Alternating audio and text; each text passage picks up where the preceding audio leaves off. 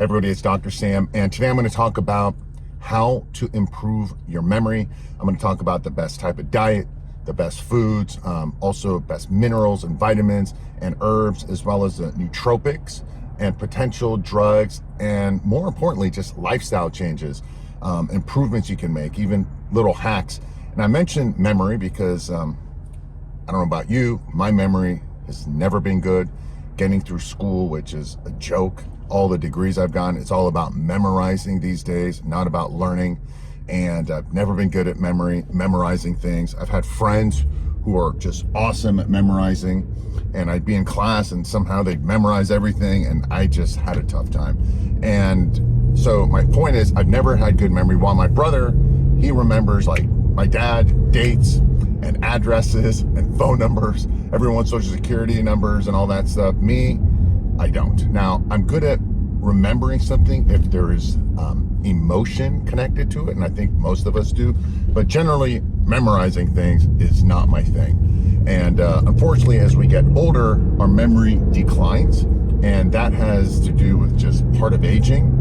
That has to do with maybe not getting enough sleep and so forth. So I've done a lot of things in my life to improve my memory, or at the very least, maintain it from getting worse. And one other thing I've always been worried about as I've gotten older, and because it also happens to my grandmother, is getting Alzheimer's and getting memory dementia and all that stuff. So at the very least, if we can't improve it, let's talk about how we can maintain it, especially as we get older and older, so we don't have memory problems and dementia and Alzheimer's and all these other things that there's definitely no solution for, as you know, and as far as today is concerned. So with that said, let's watch the next video. If this is a helpful topic to you, make sure you subscribe. So let's get started. So let's start improving your memory. And the first thing I'm going to start with is exercise, because I think it's one of the most important factors for health, especially brain health and memory. You see, when you exercise, everything in your body works correctly. Exercise improves hormones and brain chemicals, and thus all of this keeps us younger and slows aging, especially brain aging. So we'll talk about cardiovascular and weightlifting, but first let's talk about doing cardiovascular exercise. Personally, I find doing cardio very, very boring. Instead, I end up just taking short, brisk, 10 to 15 minute walks 2 to 3 times daily. First thing in the morning when I wake up, that's my first walk, and then I'll take like a 10 or 15 minute walk after 2 or 3 of my meals. Not only does it, get the blood flowing, it helps digest the food, and it also lowers blood sugar, which is very important for brain health. Now, the thing is, what I like is that walking is super easy. These little 10 to 15 minute walks are fast and can be done anywhere, anytime, by anybody. So you just basically, for example, go outside, walk 5 to 7 minutes in one direction, and then turn around and walk back. And that's it. You're done. And you can use that time to make a phone call to someone, or maybe listen to a podcast, or just enjoy the outside. Then we have weightlifting. Lifting weights and building muscle is very important for health, and even more important than cardiovascular, I believe, especially for the brain, especially as we get older. Now, you can use weights, you can use cables, you can use machines, or just anything that will stress your muscles. Even body weight is fine. I suggest at the least, about 3 times a week, 30 to 60 minutes. This is a good way to start. You don't have to kill yourself, but just work the muscles and get a good pump, good blood flow. Now, workout routines are beyond the scope of this video. However, I will do, deep workout videos, from beginner, intermediate, and advanced. So make sure you subscribe to this channel so you'll be notified when I release those. Now, before I talk about diet, which is super important, I want to mention supplements for brain health and memory. And this is because I know most of us want something that's convenient and fast solution, and the right supplements do work, and it's easier to take a pill than to change your entire diet. I totally understand that. So let me list some of the best supplements that have been scientifically researched, and more importantly, just work in the real world. And when it comes to brain health and memory, we want to make improvements in a variety of different areas in the body and the brain. No need to remember everything I'm going to talk about right now. I'll give you all this stuff at the end of it, so just listen. First of all, we want to improve dopamine levels. Dopamine is very important for mood and drive, and a lack of dopamine is linked to Alzheimer's disease and other brain disorders. So I take the amino acid L-tyrosine and L-theanine, which are good for healthy dopamine levels, and so is the herb Mucuna prurientis extract, which is at 25% L-dopa. So these 3 are really good for improving dopamine. Now, the next thing we want to improve are acetylcholine levels. And a decline in acetylcholine, it coincides with advanced aging and is a hallmark of neurodegeneration, which can lead to poor brain health and aging. Your mood, your memory, and processing speed of the brain is all related to acetylcholine. The supplements I take for this are alpha GPC, Citicoline, and choline. Next, we want healthy mitochondria because mitochondria produces the energy that powers all your cells, including your brain cells. Unfortunately, as we age, mitochondria lose function and they decrease in number. For mitochondria support, the two best ones are CoQ10 and PQQ. Next, brain health. We want to improve both circulation and oxygen support for the brain. Now, most people don't know, but the brain requires a tremendous amount of oxygen and circulation. And as we age, it decreases, which can lead to poor memory and other brain problems. Now, for this circulation and oxygen, I take Ginkgo Biloba at 24% extract and also vinpocetine to help promote brain circulation and oxygen. Then we have nootropics. Now, nootropics are known as cognitive enhancers, which are basically dietary supplements that help optimize brain functions and improve brain health. Their mode of action is similar to quote unquote smart drugs. Now, there are many, many of them, but the ones that I've been using the past few years are bacopa extract, DMAE, and huperzine A. Now, I can do an entire video about nootropics in the future since there are a lot of them. If you'd like, let me know below in the comment section. And of course, make sure you subscribe to this channel so you'll be notified when those videos are released about nootropics. Now, I just listed a bunch of supplements and ingredients. Obviously, I don't expect you to go use them all at the same time because it's going to be very inconvenient getting them all and expensive. This is what I personally use is a product called Body Brain Energy. It has all the ingredients and a couple other ones at the correct dose, scientifically, research levels. Personally, I just take 2 pills in the morning and it really does help keep me focused. There's no jitters, there's no sleep problems, which is really important. And it supports brain health and numerous other levels. Now, what I love about it is, again, it's an all-in-one solution. I have to go buy like 4 or 5 different products. And if you want more details about Body Brain Energy, I'll put the link below in the description area. Next, we want to talk about diet.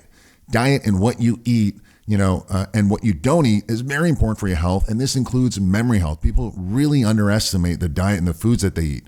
Now, personally, I don't think there's any one best diet. I don't think you should be super restrictive, such as being only on a ketogenic diet or only being vegan or vegetarian or carnivore and so forth. If you like those diets, of course, stick to them. I think you should eat protein, carbs, and fats. Just make sure it's the healthy ones for each of those macronutrients, which is what I'll quickly cover today. Now, typically, a good diet, and the research has shown that a Mediterranean diet seems to work best for most people. It's the easiest to follow. It's good for blood sugar, blood pressure, and lipid levels. So let me list some of the best foods and as well as foods to avoid. Now, let's start with protein. Protein is super important, and most people don't get enough protein. You actually need more protein as you get older, and this includes for brain health. The best protein sources would be pasture-raised, like free-range chicken, turkey, and whole eggs. The whole eggs is important. Also, fatty fishes such as salmon and sardines because they have high omega-3 fatty acids, and a little bit of red meat, but the meat has to be good stuff. The grass-fed, beef, bison, or elk. Now, having some soy is also fine, such as tofu, and also protein sources that you should avoid are those typical lunched meats and a lot of red meat and fried meats. And basically, when you go out and eat that junky food type of meat, it's like hamburgers, that's not going to be good for your brain health. Now, let's talk about carbohydrates. Carbohydrates are very important for the brain and the muscles. Now, the best sources of carbs are vegetables, whole grains, legumes, and whole fruit. Now, the carbohydrates to avoid would be mostly just packaged foods, packaged carbohydrates. Unfortunately, it's all that tasty stuff like chips and biscuits and baked goods like muffins and white bread, and especially things that are high in sugar. This means you should not drink your calories. This means don't drink juices and soda, which is basically pure sugar. And yes, alcohol, including wine, red wine, should be avoided. It's basically just grape juice and ethanol, and there's no health benefits to alcohol, especially for the brain. If you want to take it to relax every now and then, fine, but if it becomes a habit, it's a no-no. And then finally, we have fats. I think most people consume way too much fat and, of course, the wrong types of fat. Even the healthiest of all fats are very high in calories and will cause fat gain, and that's never healthy. It's not good for blood sugar, blood pressure, or your lipid levels to keep gaining body fat, even if it's from healthy fats. Now, the best types of fats are extra virgin olive oil, coconut oil, MCT oil, which is medium chain triglycerides, and of course, fish oil. Personally, I have about 6 grams of fish oil daily and 1 tablespoon of olive oil, extra virgin olive oil daily. That's my primary fat intake. Nuts such as walnuts and pistachios are really good, but again, they're very dense and high in calories, and they're very tasty, so it's really easy to consume a bunch of nuts, and then that turns into a lot of extra calories. So for me, I limit the nuts. Now, the fats to avoid are typically, the seed oils, which are found in most packaged foods, and this would be oils such as canola and corn and cottonseed and safflower and sunflower oil. I would also limit butter. Basically, stick to natural foods, all right? The less packaged, the better. The fewer the labels and the ingredients, the better. It's fine to occasionally, eat some junk food and on special occasions and events, but the less you consume these man-made foods, the less your body will also crave them. So that's the important part. And then finally, let's not forget about liquids. Most of your liquid intake should be from water, maybe green tea and some black coffee. Most people are dehydrated, and dehydration affects your memory, mood, and brain. Now, make sure whatever caffeine you do consume, it's earlier in the day so the caffeine doesn't negatively affect your sleep, which is one of the most important aspects of improving your memory and health. Like I said, sleep is really, really important for your body and especially for your brain. Sleep literally cleanses and heals the body, especially your brain, and it's very, very important for memory. In fact, most people don't sleep well or enough. I tend to be one of those poor sleepers. Older people don't sleep as well, and it's one of the causes of their poor memory. Now, most people, unfortunately, take drugs to sleep, over the counter or prescription, and this includes alcohol. Alcohol is a drug, all of which are unfortunately bad for your memory, and they can cause memory loss or, poor memory and short-term memory and all these problems.